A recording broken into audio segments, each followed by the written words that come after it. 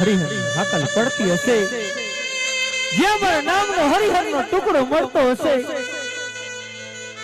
ત્યાંના અન્નના ભંડાર સદૈવને માટે ભરેલા રહેશે પિતાશ્રી.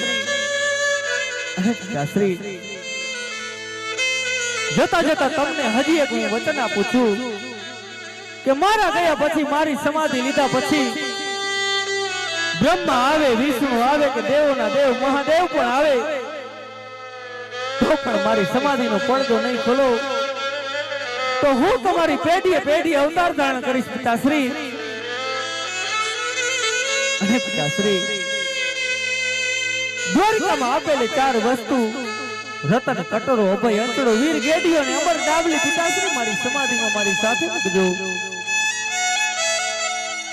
અરે હા બેટા રામદેવ, આજે હું પણ જાણું છું કે આજે દ્વારકાની અંદર તમે મને